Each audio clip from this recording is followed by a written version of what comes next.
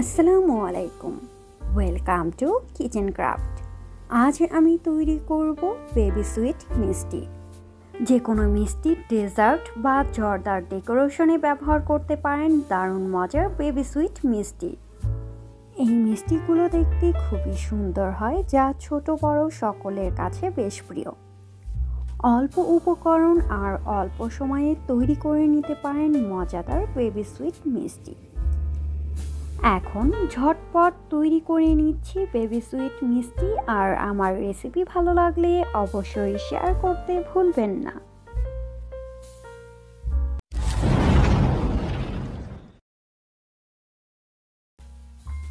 মিষ্টি তৈরির জন্য প্রথমে একটি বাটিতে নিয়ে নিচ্ছি গুঁড়ো দুধ 1 কাপ পরিমাণ।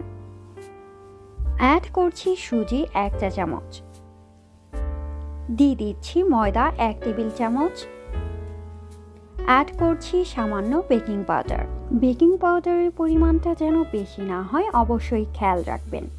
বেকিং পাউডার কম বা বেশি হলে মিষ্টি বানানো পারফেক্ট হবে না। অ্যাড করছি সামান্য এলাচ গুঁড়ো। সব শেষে দিয়ে দিচ্ছি ঘি 1/2 চা চামচ। ঘি দেবার পর সব উপকরণ একসাথে খুব ভালোভাবে মিশিয়ে নেব। মেশানো হলে অ্যাড করছি দুধ। একটু একটু করে অ্যাড করব, এতে করে মিষ্টি তৈরির ডো পারফেক্ট হবে। ডো তৈরি করা হয়েছে, এখন ঢেকে রাখবো 15 থেকে 20 মিনিটের জন্য।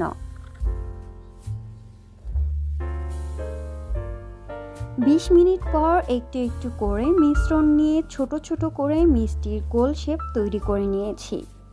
আপনারা চাইলে ইচ্ছে মতো যে কোনো ধরনের শেপ তৈরি করে নিতে পারেন।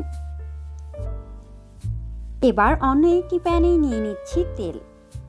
তেল দেওয়া হলে চুলার আঁচ অল্পতে রেখে মিষ্টিগুলো ভেজে নেব। তেল গরম করে নেবার কোনো প্রয়োজন নেই। কিছুক্ষণ ভাজার পর দেখতেই পারছেন মিষ্টিগুলো ফুলে ডাবল হয়ে গিয়েছে। চাইলে আপনারা মিষ্টির শেপ আর একটু ছোট করে নিতে পারেন। যেহেতু আমি আজ একসাথে 3 কালারের মিষ্টি তৈরি করব, তার জন্য 2-3 মিনিট 2 পাশ উল্টিয়ে ভেজে হালকা কালার হয়ে আসলে কিছু মিষ্টি উঠিয়ে নিচ্ছি।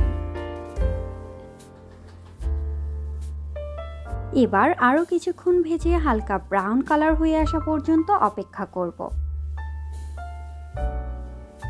ব্রাউন কালার হয়ে আসলে কিছু মিষ্টি উঠিয়ে নিচ্ছি।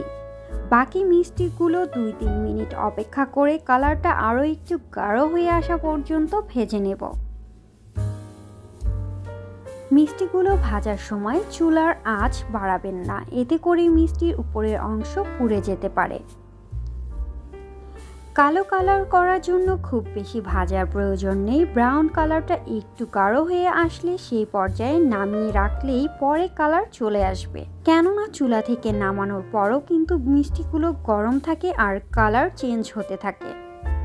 2-3 মিনিট পর দেখতেই পারছেন শেষ পর্যায়ে মিষ্টিগুলো উঠিয়ে নিচ্ছি। খুব বেশি ভেজে কালার করিনি, এভাবেই উঠিয়ে রাখবো। গরমে বাকি কালার চেঞ্জ হয়ে আসবে। মিষ্টিগুলো উঠিয়ে নেবার পর হালকা গরম থাকা অবস্থায় শিরায় ভিজিয়ে নিতে হবে। এখন ঝটপট শিরা তৈরি করে নেব। শিরা তৈরির জন্য প্রথমে একটি প্যানে নিয়ে নিচ্ছি পানি 1 কাপ পরিমাণ। অ্যাড করছি চিনি 1 কাপ পরিমাণ। একটু মিশিয়ে অ্যাড করছি সাদা এলাচ 2টি। এখন ঢাকনা দিয়ে ঢেকে চিনি গলে আসা পর্যন্ত অপেক্ষা করব।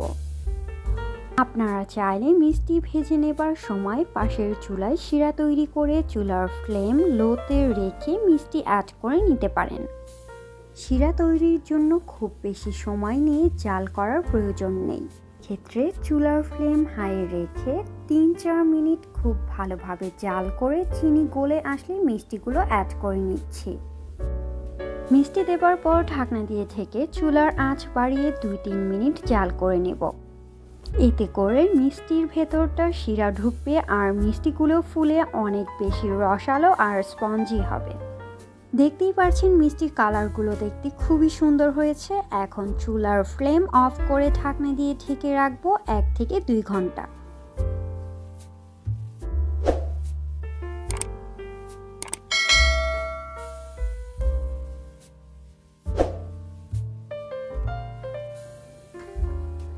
এক ঘন্টা পর মিষ্টিগুলো ঠান্ডা হয়ে এসেছে, দেখতে অনেক কালারফুল আর অনেক বেশি স্পঞ্জি হয়েছে।